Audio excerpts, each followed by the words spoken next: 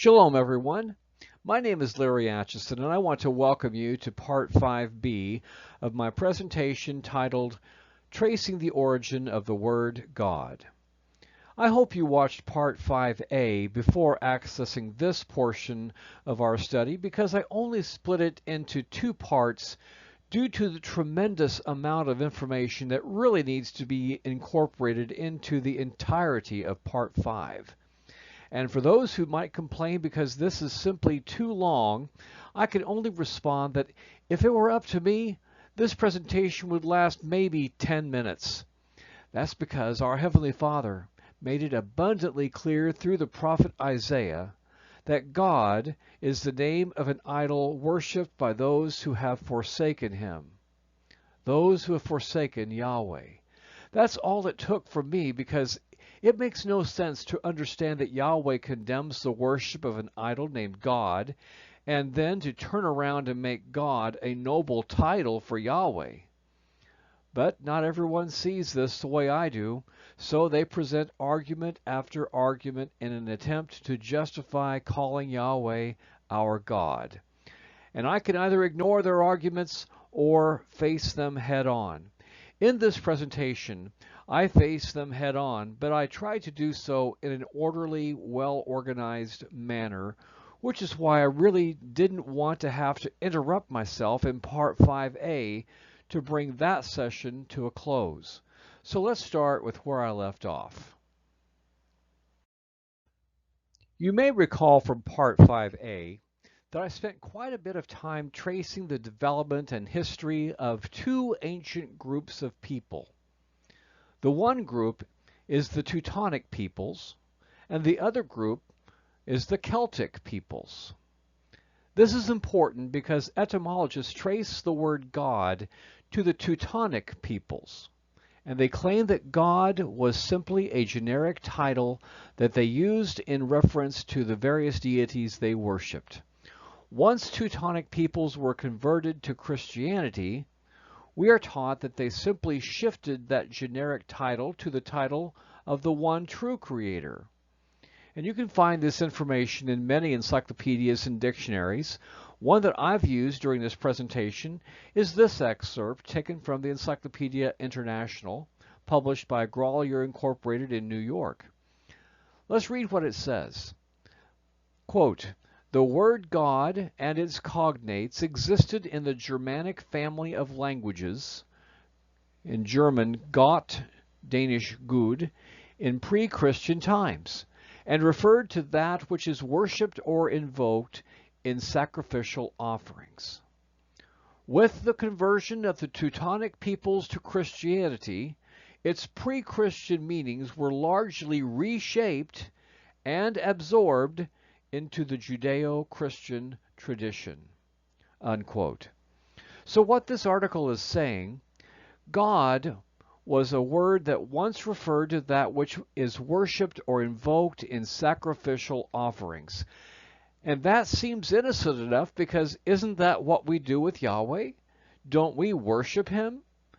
And maybe we don't offer up animal sacrifices to Him in this day and age, but that is what the believers of old did. So, if God is simply some generic word used for the deity you worship, and if we worship Yahweh, then what could be wrong with calling Yahweh our God? That's the basic approach taken by the scholarly community, and hardly anyone questions their approach. I'm one who questions and challenges their approach. Just to show that the general consensus of scholars is that God is traced to the Teutons and that it was only a generic word for deity, here's a copy from the Century Dictionary, which was published back in 1889. This excerpt is taken from the 1904 edition. It was compiled by William Dwight Whitney, who was a highly respected professor of comparative philology and Sanskrit at Yale University. Here's what he had to say about the origin of the word God.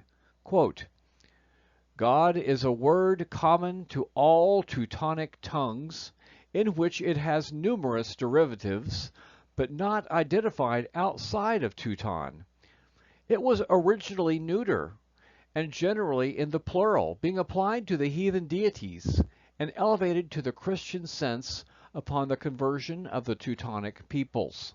Unquote.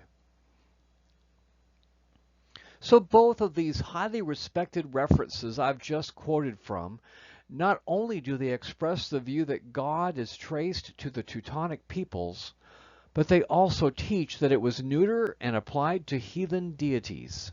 In other words, it wasn't a name, it was merely a title.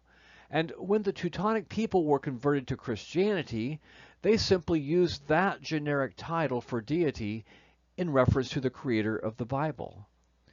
Now, don't get me wrong. I think we should pay close attention to what the scholars say, and many times I think what they come up with is so eloquent and profound that I seek out their wisdom and I often quote from them. But the issue of whether or not we honor Yahweh by referring to him as God is an area where I am in disagreement with the consensus of most scholars. My findings are such that God was not a mere word or title used to refer to that which was worshipped or invoked in sacrificial offerings. No, it was the name of a pagan deity. And it was the name of a pagan deity not only worshipped by the Teutonic peoples, but others as well. We'll see this shortly. In Part 5a, I also showed you this map depicting the territories inhabited by the Teutons. They're the ones in the brown shaded area, and the Celtics. They're the ones in the blue shaded area. This is the general area where these two groups of people lived around the year 52 BCE. Now you may also recall from Part 5a that the oldest of these two groups are the Celts. But somewhere along the line, the group known as the Teutons emerged and they became two distinct groups with their own separate boundaries. And just as a double reminder, we're commonly taught that God was not a name used by the Teutonic peoples. Rather, we're taught that God was simply a generic title that they used for their deities.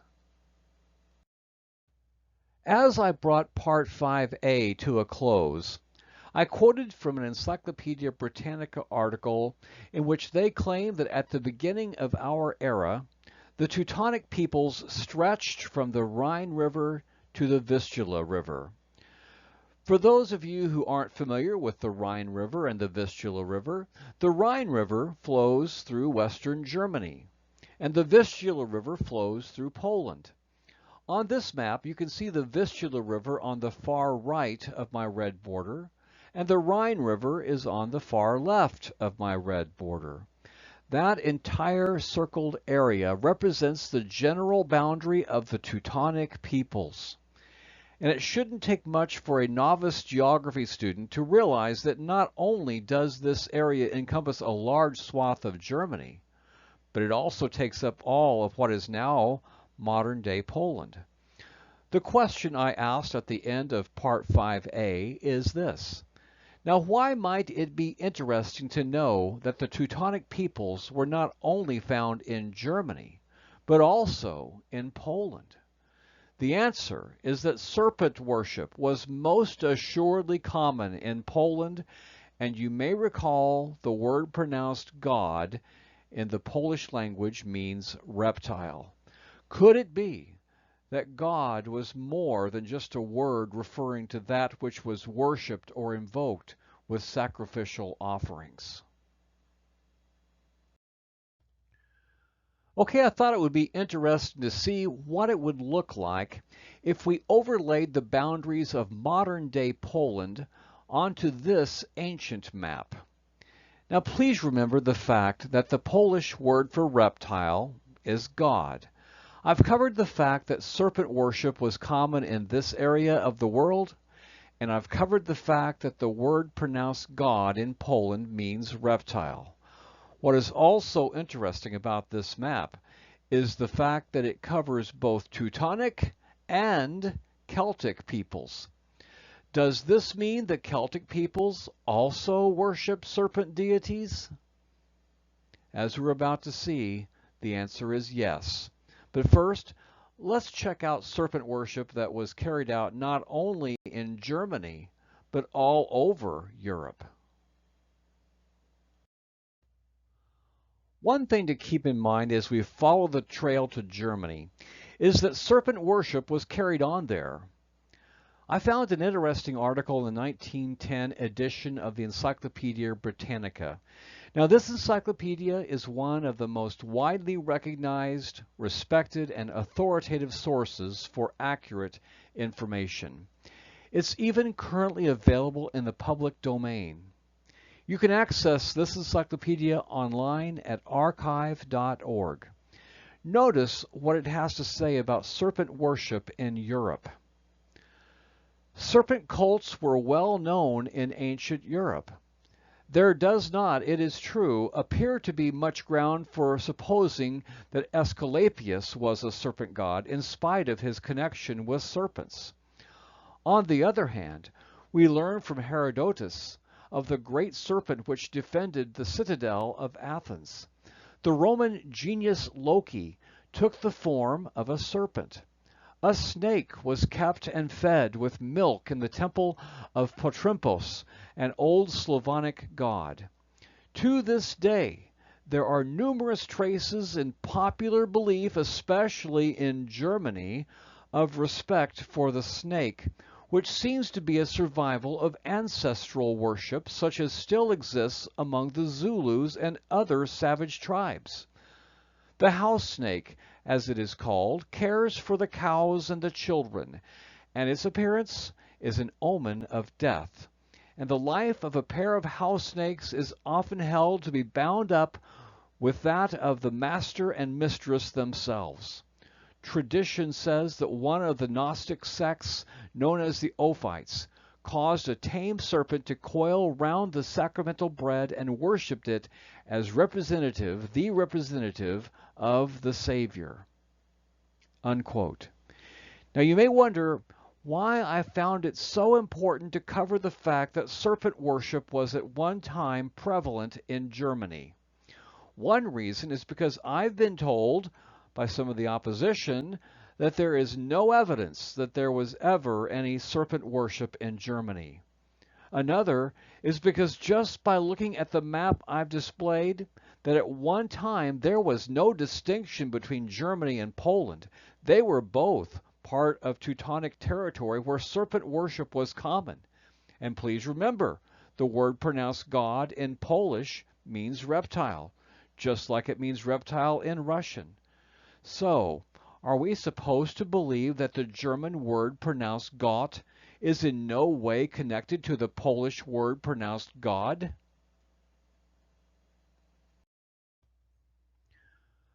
Okay, I'm going back to the Encyclopedia Britannica article on the Teutonic peoples.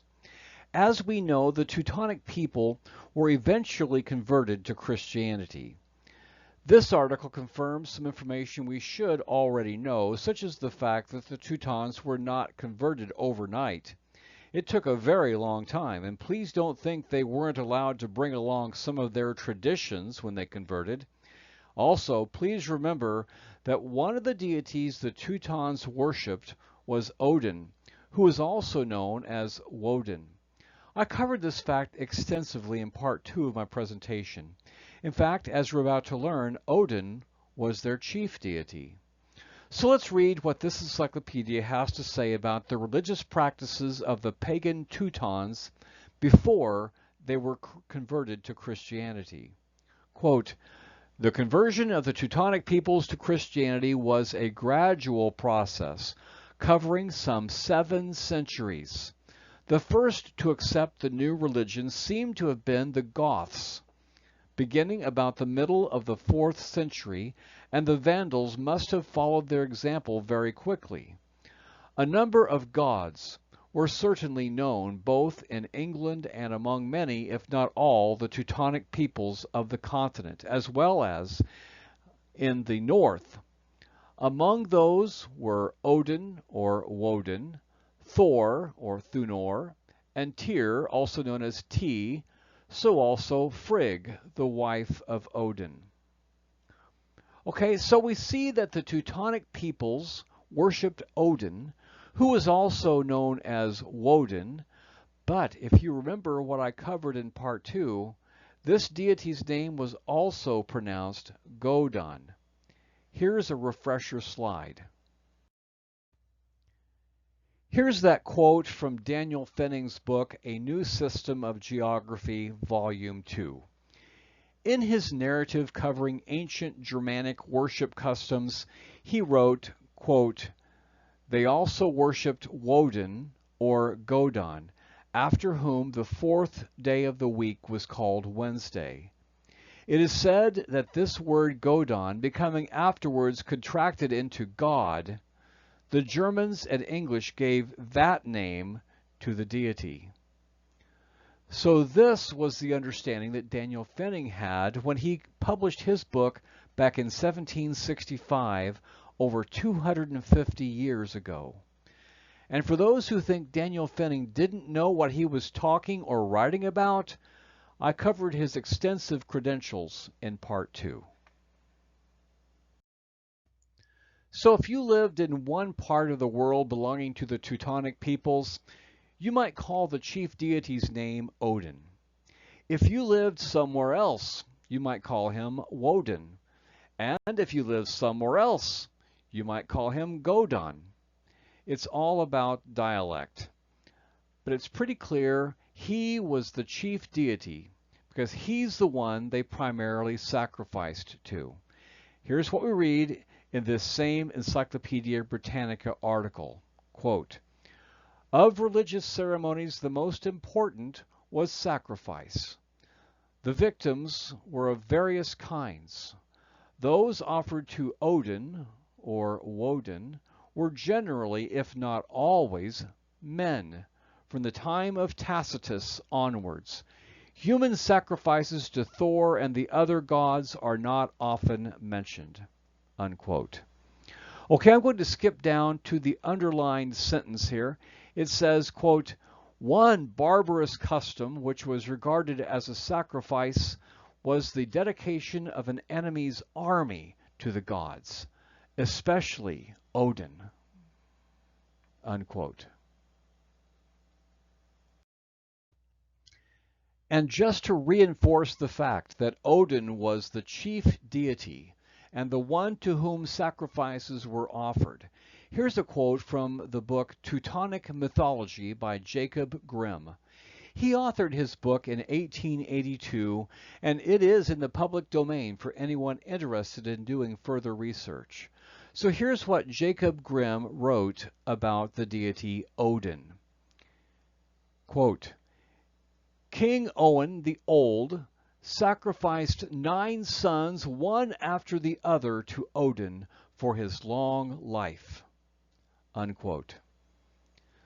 So let's quickly summarize. Odin was the chief deity worshipped by the Teutonic peoples, and another name for Odin was Godon.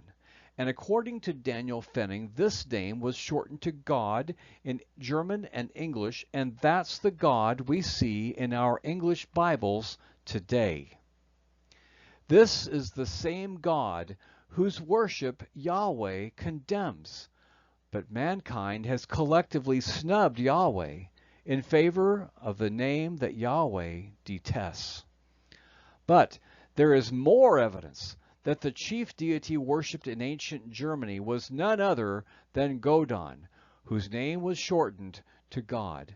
This evidence comes from an 8th century author by the name of Paul the Deacon, or as he was known in his native language, Paulus Diaconus. Paul the Deacon is known as the historian of the Lombards, and he was a friend of Charlemagne, otherwise known as Charles the Great. Paul the Deacon was born around the year 720 CE and died around the year 799 CE. His history of the Lombardic people is considered especially valuable for its depictions of the relations between the Lombards and another group of people known as the Franks.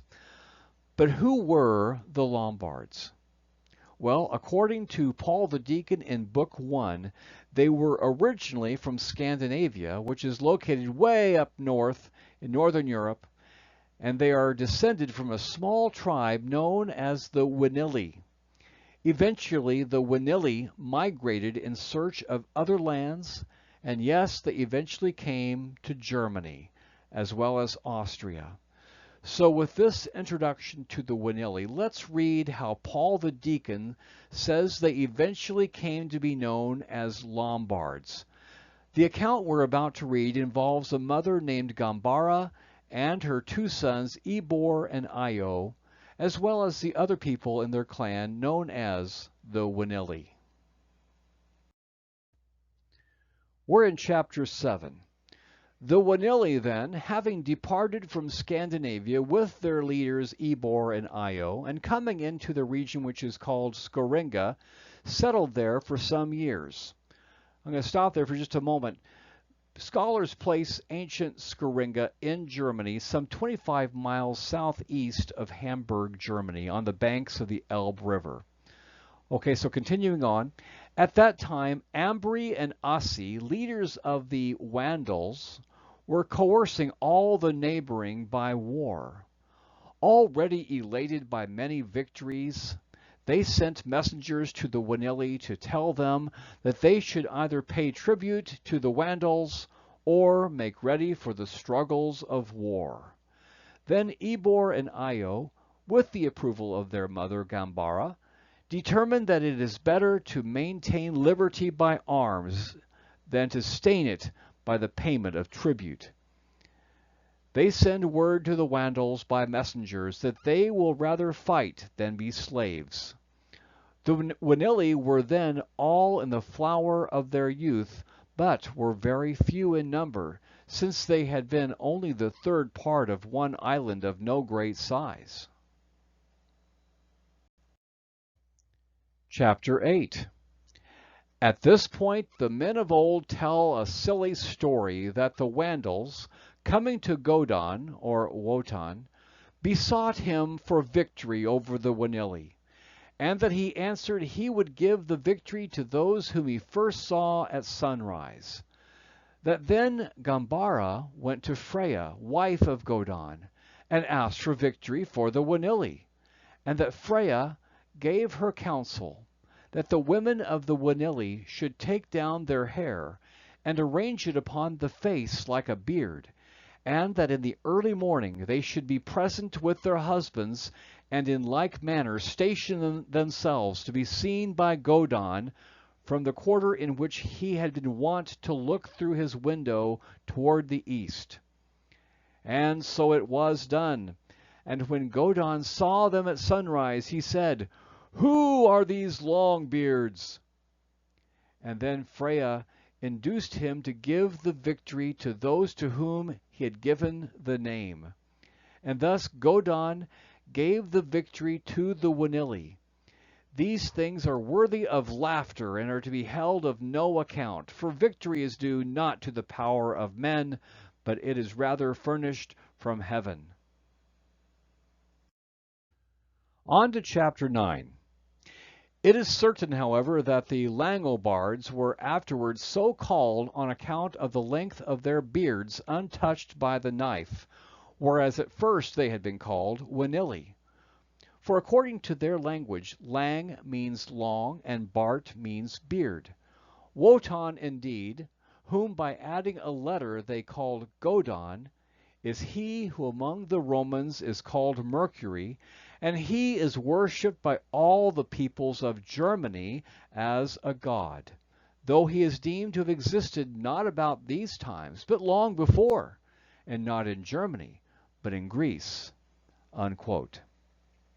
So, according to the legend as recounted by Paul the Deacon, the Lombards got their name from the deity they worshipped while they were known as the Winili, and the deity they worshipped was Godon. On top of all this, Paul the Deacon underscores the fact that Godon was worshipped by all the peoples of Germany. If this is true, which it apparently is, then it shouldn't take much deduction to reason that just as claimed by 18th century author Daniel Fenning, Godon was later shortened to God, and presto changeo, the name God is what is found in most every English Bible you can get your hands on. Okay, one of the big arguments presented by those who uphold referring to Yahweh as God is that the word God found in our English Bibles and used in reference to Yahweh is not a name and was never a name. It's simply a generic title that the Teutonic peoples used for deity, and that's what the translators chose to use as a translation for the Hebrew Elohim and the Greek title Theos. Hopefully by now we can all agree that this argument has been shot down. It's just another deception that most people have fallen for. But just in case you're one of those who's still on the fence about God, and maybe you think this word as handed down to us by the Teutonic peoples really is just a generic title, then maybe this information from Jacob Grimm's book titled Teutonic Mythology will put you on the right side of the fence. If you look up Jacob Grimm's credentials, they are top-notch. He was a noted linguist and philologist. A philologist is a scholar who researches the history of languages, and indeed Jacob Grimm authored a book on the history of the German language. When it came to the history of the German word God, Jacob Grimm didn't mince any words.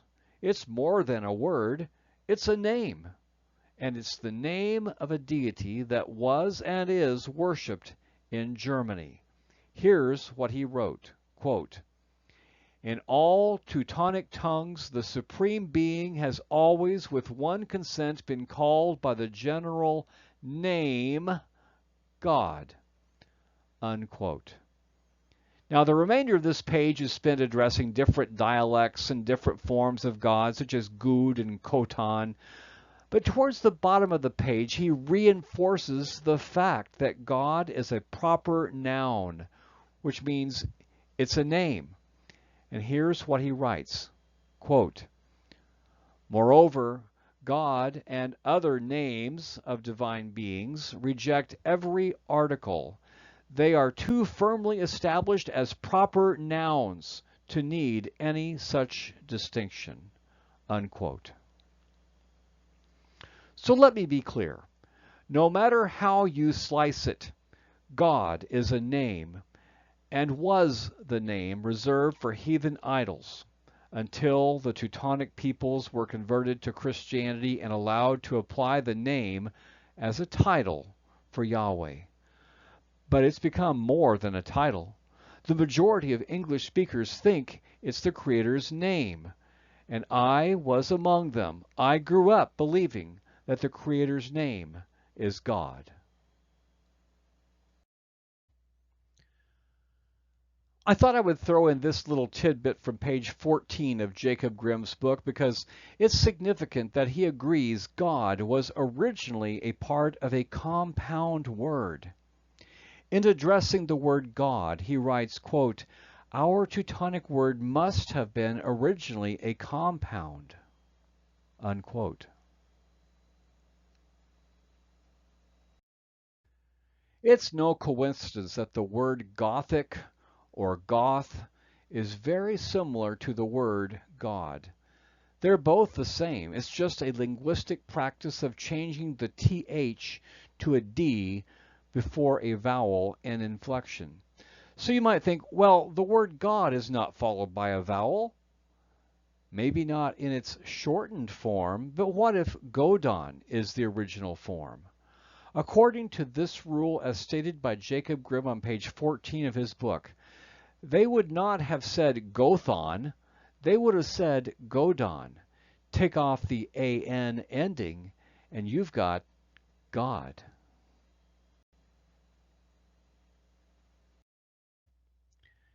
This is just a quick slide to show you more documentation that serpent worship was at one time common in Prussia.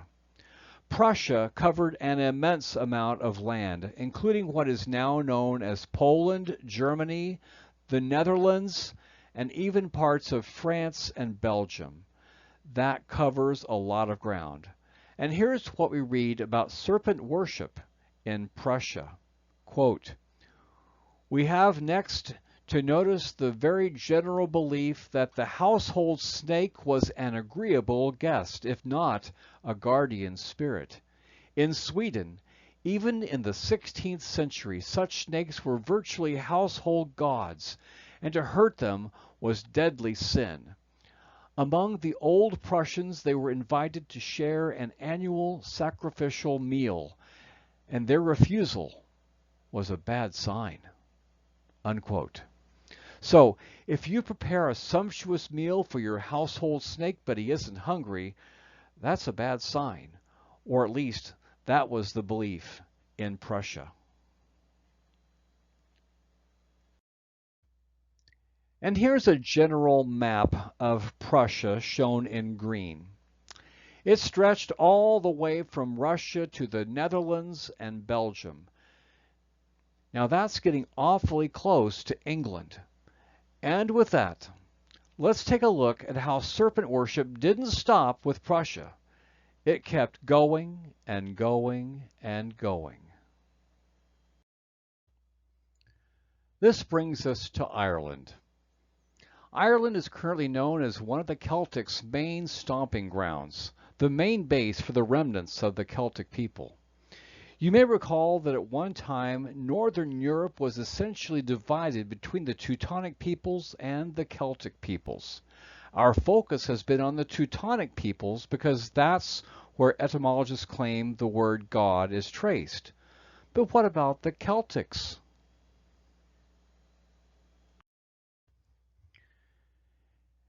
And here's a map I displayed earlier. As you may recall, this map essentially displays Teutonic and Celtic territories as they were in the year 52 BCE. And remember, both territories included parts of Poland and even Russia. We know what the word God means when spoken in either Russia or Poland. We know serpent worship was common in Prussia, which includes both Poland and Germany. But did serpent worship end there, or did it expand westward to Ireland? So that's the question. Did serpent worship spread to Ireland? The answer is a definitive yes. Now the fact is, there are no snakes in Ireland, or so I've been told. And that's what makes serpent worship in Ireland all the more incredible. Many of us have heard the story or legend of how St. Patrick drove the snakes out of Ireland. This comic presents a play on words involving the word drive. I don't think this is how St. Patrick would have driven the snakes out of Ireland. Of course, I don't believe St. Patrick had anything to do with there being no snakes in Ireland in the first place, so I don't think he did any driving at all. However, this comic makes a humorous play on the word drive, and I like throwing in some light-hearted humor whenever I can. Here's what 19th century author Marcus Keene wrote in his book, The Towers and Temples in Ancient Ireland. Quote, "Is it not a singular coincidence that in Ireland also, where no living serpent exists, such numerous legends of serpents should abound, and that figures of serpents should be so profusely used to ornament Irish sculpture?" Unquote. Marcus Keene's book was published in 1867, so just for the record, the information about serpent worship in Ireland is not some recent innovation. But what's so interesting about serpent worship in Ireland is the name of their chief serpent deity. Notice what Marcus Keene wrote on pages 38 and 39 of his book regarding the chief serpent deity worshipped in ancient Ireland. Quote, "A fourth account of the Laic Fayal, or stone of destiny, invented after the introduction of Christianity, is that it was the stone Jacob used for his pillow at Bethel, that God El-Glas, the ancestor of the Celts, received it from Moses when in the wilderness, and that he, God El-Glas, having been bitten by a fiery serpent, was cured by looking at the serpent of brass, for which reason his descendants used the snake entwined on a pole for centuries as their national standard. See Keating, Volume 1, pages 208 and 213. The true solution of these contradictions I believe to be that God El-Glas was not the name of a man, much less of an ancestor of the Celts, but the name of the serpent, which was worshipped by the Kuthites.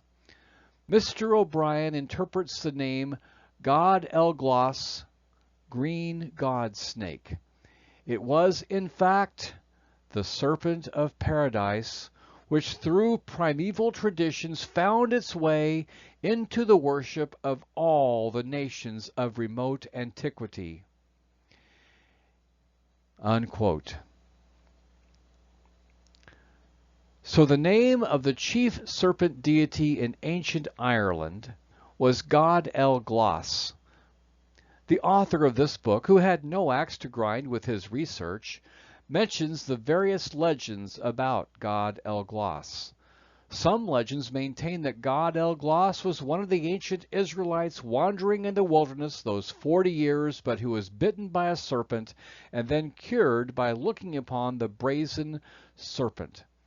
But the author of this book, Marcus Keene, says no, God El-Glas was not the name of a man, but rather the name of the serpent who was worshipped by the Kuthites. So who were the Kuthites? If you care to look up who the Kuthites were, they are the Samaritans who were originally from Cutha but were relocated to Samaria. And where is Cutha? Cutha is in Assyria, 25 miles from the city of Babylon. The first-century historian Josephus makes reference to the Kuthites as having been transplanted from Cutha to Samaria by the Assyrians, who defeated the northern kingdom of Israel.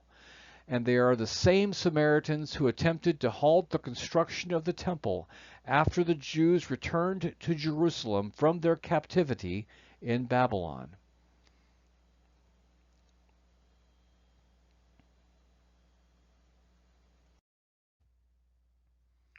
And here's a map that shows the ancient Assyrian Empire. And if you look closely at the area I circled to the far right, you can see Babylon and Cutha. According to Josephus, when the Assyrians defeated the northern kingdom of Israel, they transplanted the inhabitants of Cutha to Samaria. And that is why the Samaritans were so despised by Judaism. Not only were they not Israelites, but they also brought their pagan worshiping ways with them. So here in Marcus Keene's book, he states his professional opinion that God El-Glas, the chief serpent deity worshipped in ancient Ireland, is none other than the serpent of paradise, the same serpent who deceived Eve, the same serpent identified in the book of Enoch as God Rael. Notice that both God El-Glas and God Rael not only incorporate the name God, but they also incorporate the Hebrew title El.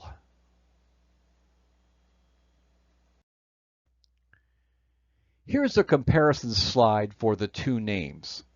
Of course, both names incorporate G-A-D, which we should all know by now is pronounced God. So we have God El-Glas and God Rael. We have identified God as the idol of fortune whose worship is condemned by Yahweh. We've learned that the short form of Godon is God, a deity worshipped by the Teutonic tribes. We read in the book of Enoch, chapter 69, verse 6, that the name of the angel the fallen angel who deceived Eve is God Rael. If the short form of Godon is God, then the short form of Godriel is also God. Now we come to the word El. Do we need to conduct diligent research to see what the word El means? Surely we all know that El is a short form of the Hebrew title Elohim. Of course, nearly all English Bibles translate El into English as God, and that's why so many will tell you things like, hey, I'm not saying God is the Creator's name, it's a title. So they think as long as we're not trying to push the word God as the Creator's name, then it's a perfectly acceptable English title. And you may recall the study authored by Dale George and Silvio Soto. In their study, called The Truth Regarding Inspired Titles, they wrote, quote, "If we truly wish to be honest with the facts, admitting that God and Lord are perfectly acceptable English translations is a linguistic necessity." Now, this is a quote from page 88 of their revised study, which they published in 2001. So God is the commonly accepted English translation of the Hebrew Elohim. And in fact, when translators translate God El-Glos, that's exactly how they translate the word El. They translate it as God. And here's a slide showing how the translators translate the word El as found in the name God El-Glos. The word gloss is the ancient Gaelic word for green. So thus far with the name God El-Glos, we have seen green God, or God green, if you prefer it in that order. So now, what does God mean? G-A-D. What does that mean? That's right. The word pronounced God in Gaelic means snake. Just like it means reptile in Russian, just like it means reptile in Polish, it means snake in the ancient Celtic language, which is known as Gaelic. God means snake in Gaelic. It's a serpent, just like Marcus Keene points out in his book, and the serpent's name is God. Just to reinforce the translation offered by Marcus Keene in his book, quote, Mr. O'Brien interprets the name God El-Glos, green God snake, unquote. Now, be careful with the word God in Mr. O'Brien's rendering here. He uses God as the translation of El. A more correct translation would be green Elohim snake. Or he could have put it God the green mighty one. Again, the name of the serpent is God. Its full name, as known to the ancient Celtic people, was God El-Glos, and its symbol was a green snake. I can only wonder if their snake is the same color of the snake who deceived Eve. And here's a final look at God El-Glos. God is his name, and to the ancient Celts, God was the green mighty one, and he was in the form of a serpent, and they worshipped him. And now he's in our Bibles.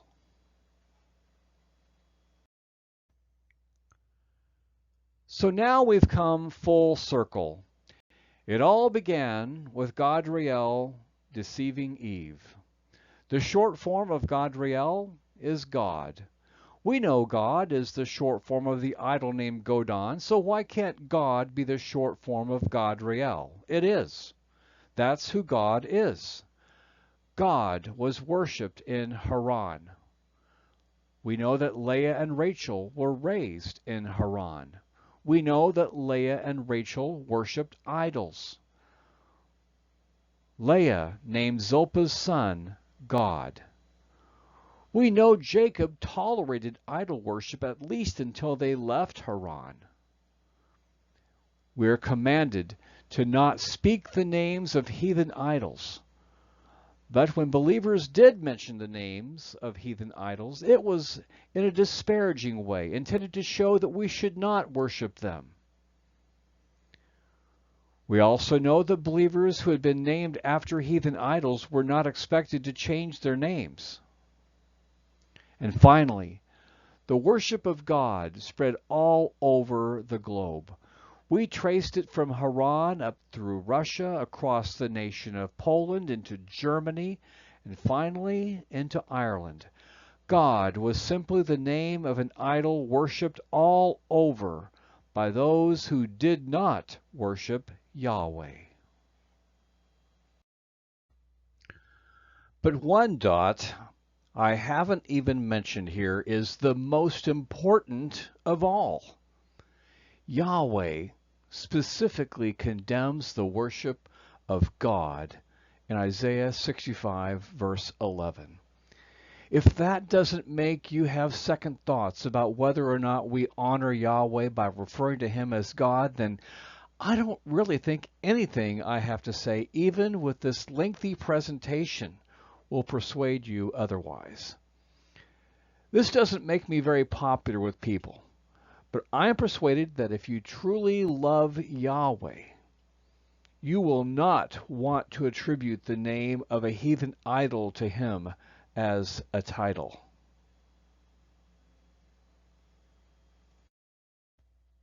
But even if you're among those who still want to make this about you instead of what God means to Yahweh, please remember what the Hebrew scholars who translated the Septuagint in the 1st century BCE thought God meant.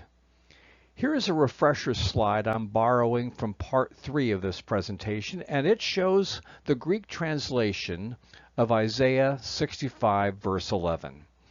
Here's a literal English translation from the Greek text of Isaiah 65, verse 11. But you are the ones having abandoned me and having forgotten my holy mountain, and are preparing a table to the demon and filling a mixture to Tuke. So the Hebrew scholars who translated the book of Isaiah into Greek in the 1st century BCE, they translated God as the demon. Now you may recall from part 3 that I did not say I agree with how those translators translated the text of Isaiah 65 verse 11 into Greek. They actually blatantly mistranslated it and didn't even bother including Yahweh's name in that verse. But although they blatantly mistranslated Isaiah 65 verse 11, at the same time they left behind a very intriguing commentary about what God meant to them. They regarded God as the name of the demon. So you may regard God as a perfectly acceptable title for the Creator, but not only does Yahweh regard God as the name of a pagan deity, but the Hebrew scholars who translated the Septuagint regarded God as the demon. So please consider this fact as you ponder whether or not it honors our Heavenly Father to be referred to as God.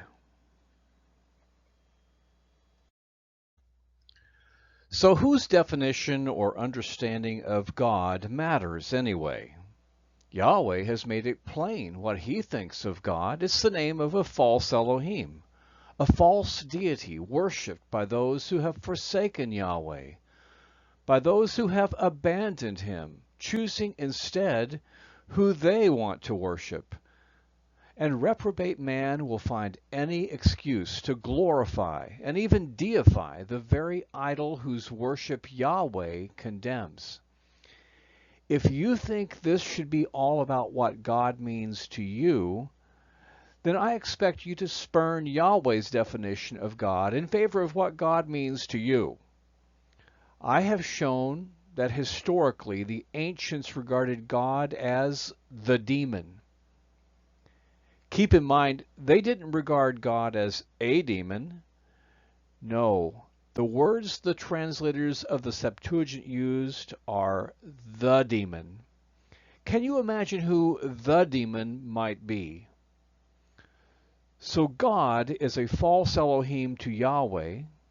He's the demon to the Hebrew scholars who translated the Septuagint in the 1st century BCE. But that's not what the word God means to 21st century believers. To 21st century believers, God is a perfectly acceptable title to use in reference to Yahweh. As for my family and me, we have chosen to reject God and give it the same definition that Yahweh gives us in His Word: a false Elohim worshipped by those who have forsaken Him. It's all about honor, and we conclude that we do not honor Yahweh by referring to Him as God. So here we are today. God has become the universally accepted translation of the Hebrew title Elohim. Go ahead, share this information with your pastor and see how receptive he will be to discontinuing calling our Heavenly Father God. I know, I've tried it. They will most likely defend the honor of God to the very end, and they will only smile at all the points I've made here in this presentation, all of which are valid points, all of which are grounded in truth. God will most likely continue to be the accepted translation of Elohim until the Messiah's return.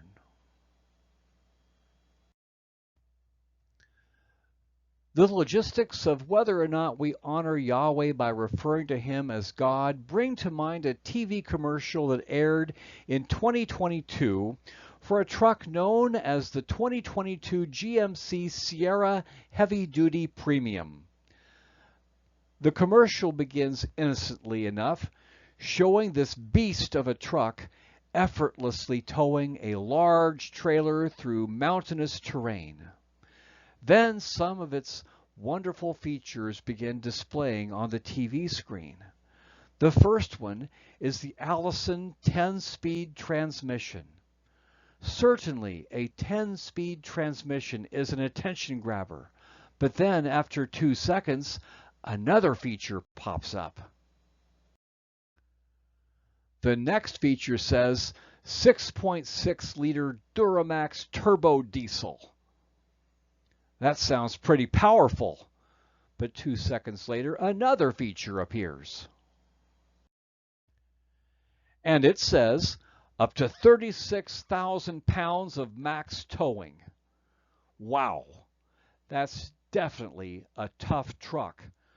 But no sooner has your brain registered that particular feature than yet another feature is displayed. At this point, the features begin popping up rapid fire. At the 10-second mark, 4 features flash across the screen. That's right, 4 amazing features in 1 second. I know because I had to play back the video in slow motion just to count them. But that's only the beginning. At the 11-second mark of the commercial, 7 features display in rapid-fire intervals. At the 12-second mark, 18 features display in 18 separate flashing frames. That's incredibly fast. That's faster than a human brain can possibly process, or at least it's way faster than mine can absorb. But the point is well taken. Their point is, this truck is loaded with features. The truck continues to smoothly climb the mountain. Then a guy breaks in and says, "You had me with the Allison 10-speed transmission." That was the very first feature that popped up on the screen. In other words, the announcer is saying, "You could have stopped the commercial at the 2-second mark because you sold me on the Allison 10-speed transmission." So in this presentation, I've made point after point after point, and I'm persuaded that each one in and of itself affirms that we do not honor Yahweh by referring to him as God.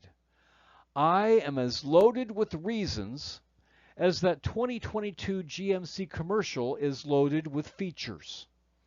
I could display them all rapid fire, and my presentation would be like a 30-second commercial chock full of excellent reasons to not refer to Yahweh as God. But, like that commercial, no one would be able to retain any of those reasons because they're coming at you rapid fire, way faster than the human brain can absorb. So that's why this presentation isn't as quick and condensed as many would want. And that's also why I've repeated nearly all of my points several times. It's to help you retain it all. However, after all my points are presented, I think we should all be able to break in just like the guy in the commercial and say, "You had me at Isaiah 65 verse 11. I mean, if Yahweh outright condemns the worship of a deity named God, why would we want to call him God? Isn't that an insult to Yahweh? And shouldn't this be about what God means to him instead of what it means to me? Or do you want to be part of the "it's all about me" generation? It's not about me. It's all about Yahweh and what honors him. If I were to say, I condemn the heinous acts perpetrated by Adolf Hitler on innocent men, women, and children, would you then want to honor me by calling me Adolf Hitler? It sounds preposterous to even think of doing such a thing. Yet, that is exactly how our world and our culture treats Yahweh. So again, I say, you had me at Isaiah 65 verse 11. If Yahweh condemns the worship of a being whose name is God, the last thing I want to call Yahweh is God, or to say Yahweh is my God.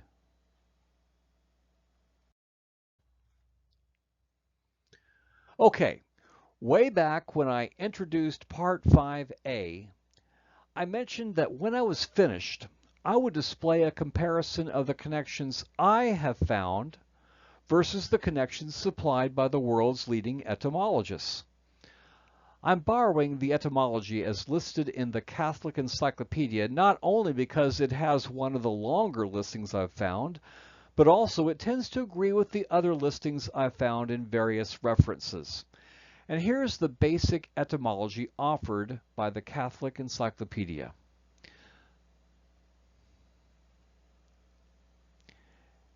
And I'm going to just quote here. It says, "The root meaning of the name from Gothic root gu, Sanskrit hu or hu, to invoke or to sacrifice to, is either the one invoked or the one sacrificed to."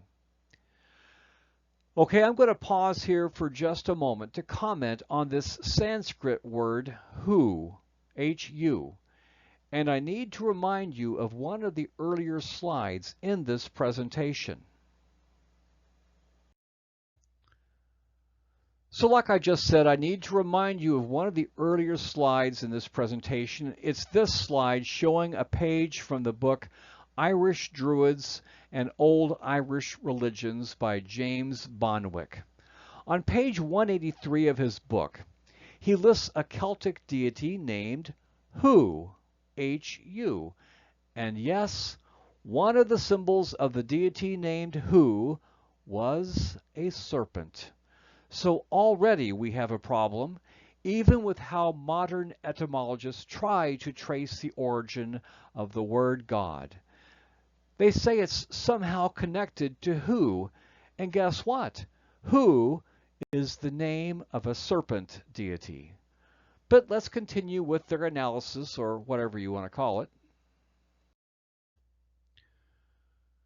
We just read that the Catholic Encyclopedia traces God to the Gothic root word gu and the Sanskrit hu, but they continue their crash course by stating that it comes from different Indo-Germanic roots. Div, to shine or give light, thes, in thesthai, to implore, come the Indo-Iranian diva, Sanskrit deus, genitive divas, Latin deus, Greek theos, Irish and Gaelic dia, all of which are generic names, also Greek Zeus, genitive dios, Latin Jupiter, Old Teutonic tu or tu, surviving in Tuesday, Latin Janus, Diana, and other proper names of pagan deities.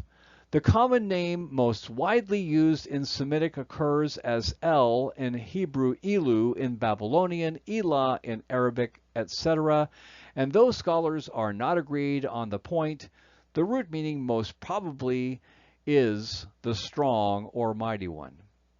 So, the etymologists generally agree that the word God is ultimately traced to the Gothic root gu, which doesn't really sound like God at all, except for the g sound.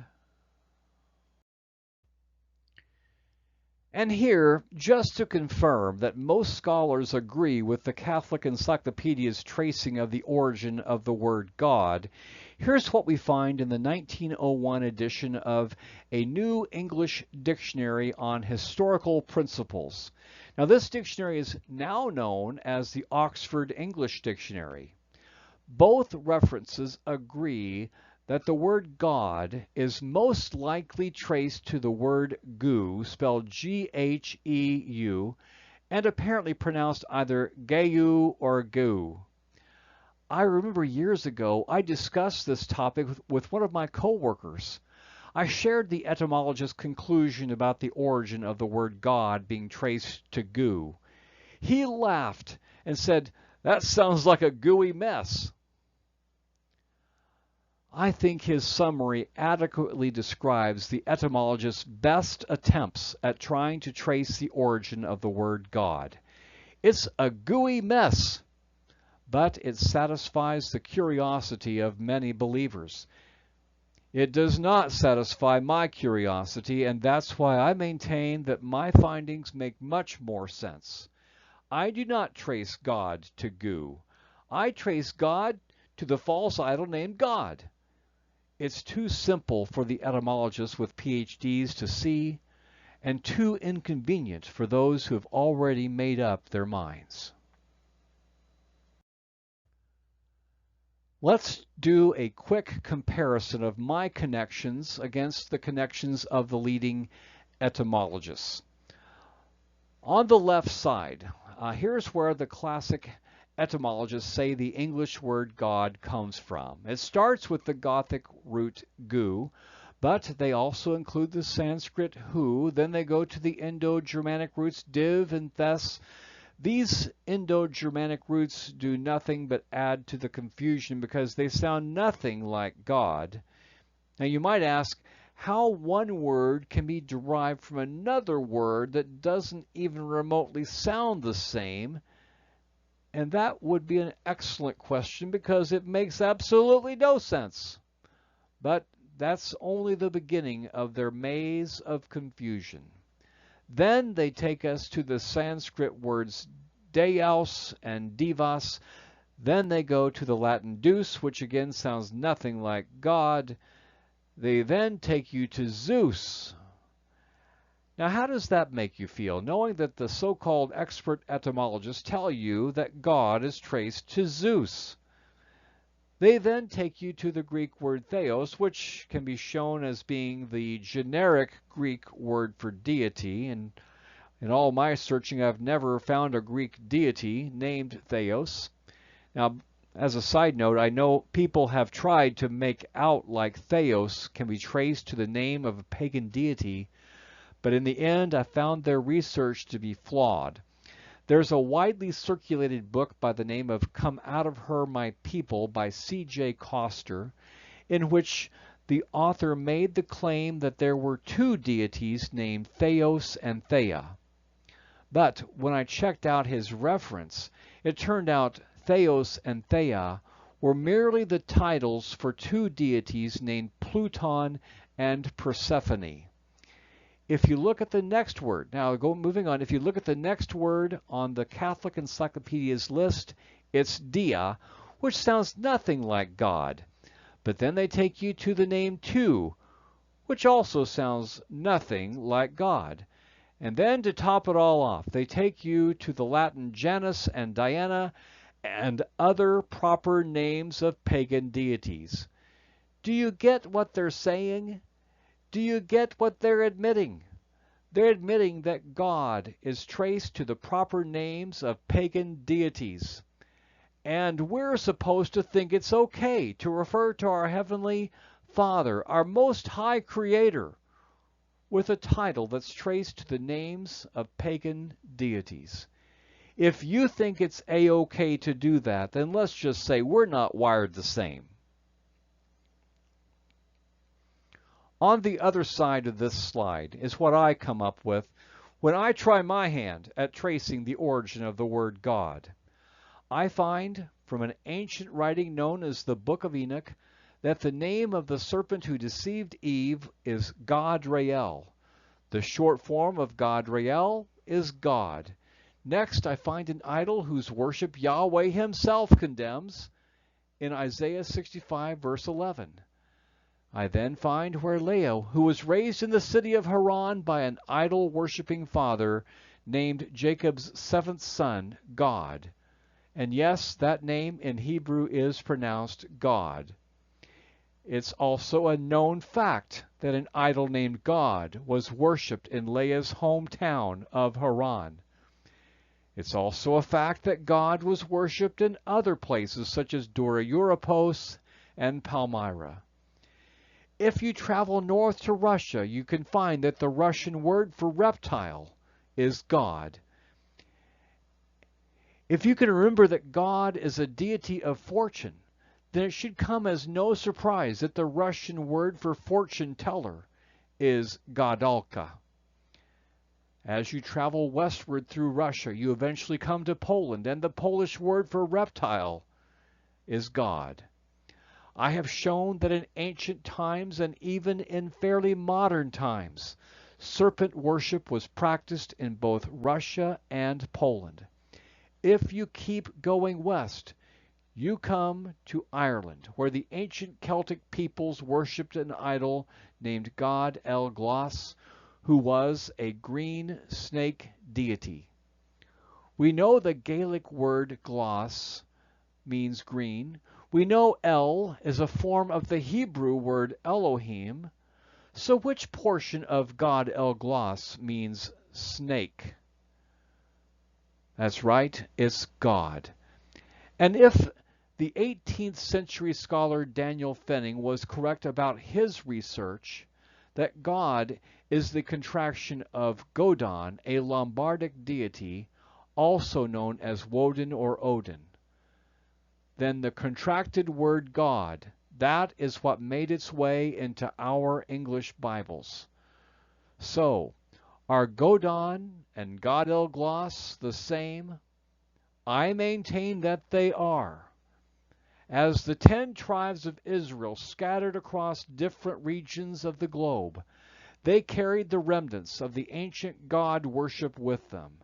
If God is traced to the name of the serpent who deceived Eve, I rather imagine he doesn't mind all the variations, all of which contain the short form pronounced God. Is it just a coincidence that we find separate deities emerging from different areas of Europe whose contracted forms are both pronounced God? I'm not a mathematician, but I can imagine that the odds of separate deities emerging and converging both with names that are contracted to God, those are rather astronomical odds. We know the adversary is very cunning. Is he capable of orchestrating a clever maneuver that resulted in his actual name being mistaken as the true Creator's name? Yes, of course he's capable. How else could he possibly fulfill the prophecy found in Revelation 12, verse 9? Let's read the prophecy of Revelation 12, verses 9 through 10. And the great dragon was cast out, that old serpent called the devil and Satan, which deceiveth the whole world. He was cast out into the earth, and his angels were cast out with him. And I heard a loud voice saying in heaven, Now is come salvation and strength, and the kingdom of our sovereign, and the power of his Messiah. For the accuser of our brethren is cast down, which accused them before our sovereign day and night. Once the adversary, and that's what Satan means, is adversary, once he is cast out, his deceptive scheming will be over. And that is when salvation comes. That is when strength comes. And that's when the kingdom of our sovereign Yahweh and his Messiah, Yeshua the Messiah, will emerge in all its glory. But until that time, just think of all the ways we've been deceived. It boggles my mind to think of all the things I had been deceived into believing.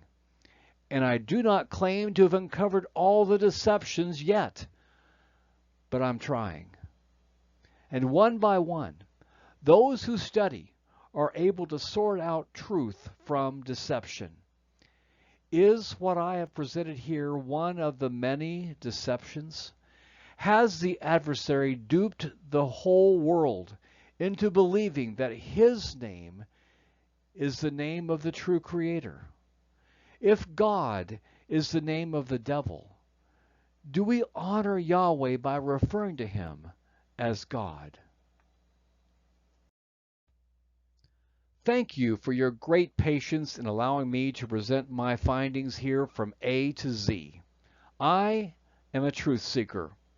You may not agree with my findings, but for those who have questioned my sanity for believing as I do, I appreciate you for allowing me to at least share why I believe the way I do. For those who disagree, or even if you think I omitted some important items that should have been covered, I welcome constructive criticism given in the spirit of love. Thanks again, and may Yahweh bless you as you study His Word.